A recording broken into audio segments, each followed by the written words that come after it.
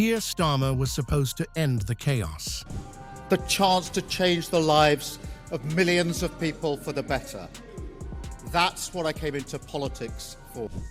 The man who promised stability after years of Conservative turmoil. The leader who delivered Labour's biggest victory in a generation.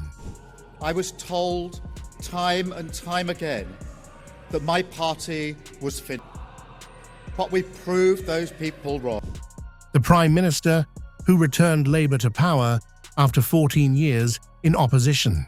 But now, less than 2 years after entering Downing Street, Keir Starmer has quit. Every decision I've taken has been about putting the country I love first. That is why I will resign as leader of the... Standing outside Number 10, fighting back emotion, Starmer announced he would step down as Prime Minister and Labour leader.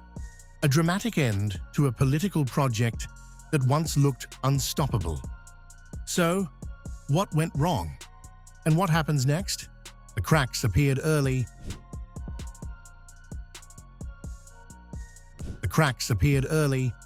Questions emerged over donations received by senior Labour figures for designer clothes, football matches, and concerts. The controversy damaged Labour's image at a time when Starmer was trying to project integrity and change. Then came a series of deeply unpopular policy decisions.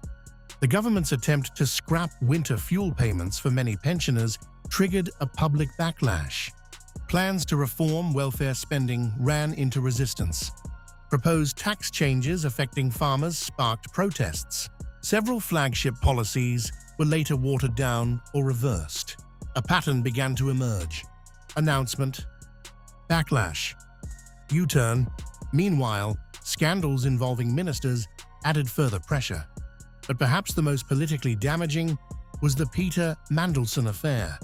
Mandelson, one of Labour's most influential figures, became the centre of weeks of political turbulence.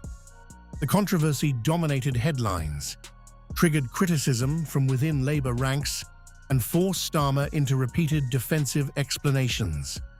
Later, Starmer himself would describe the episode as one of the lowest moments of his premiership. For many voters, it reinforced a growing perception that Labour was becoming distracted by internal problems rather than focusing on governing.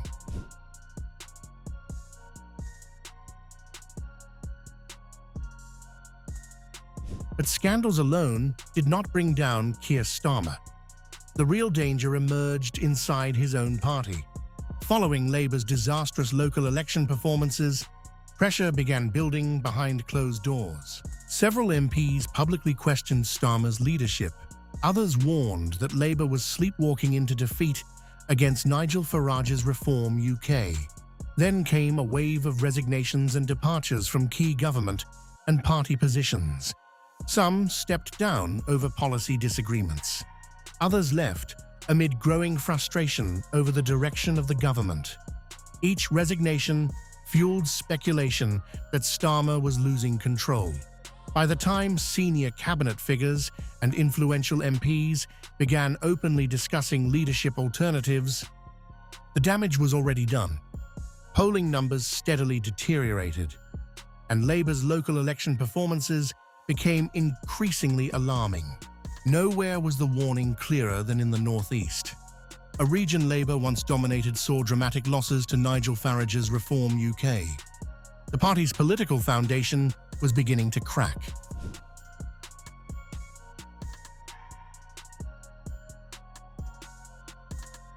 The final trigger came last week. Andy Burnham, the popular former mayor of Greater Manchester, won the Makerfield by-election with a commanding margin. Many Labour MPs saw the result as proof that Burnham could reconnect with voters drifting toward Reform UK.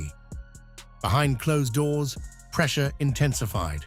Senior MPs and ministers reportedly concluded that Starmer could no longer lead Labour into the next general election. Faced with losing the confidence of his own parliamentary party, Starmer chose to step aside. Speaking outside 10 Downing Street, he announced he would resign as Labour leader. He said he had accepted the judgment of his party with good grace. And when I leave the biggest job in the country, I shall spend more time on the most important job, being the best husband I can to my fantastic wife Vic, who has been a rock by my side through good times and bad, and being the best dad I can to my beautiful children, who are my pride and my joy.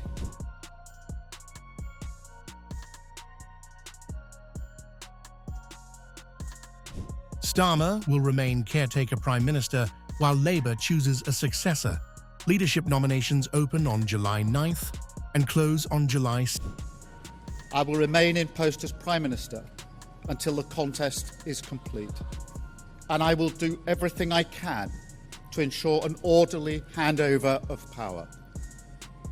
I will also give my successor my full and unequivocal support, knowing that they will inherit a Britain that is far stronger and fairer than the one I inherited 2 years ago. 16th. If a consensus candidate emerges, Britain could have a new Prime Minister within weeks. If the race becomes contested, the leadership battle will continue through the summer. Many eyes are now on Andy Burnham. Though he has not formally announced a bid, many within Labour view him as the frontrunner. Starmer's rise was remarkable. His fall was dramatic. And now, Britain enters another chapter in its era of political uncertainty.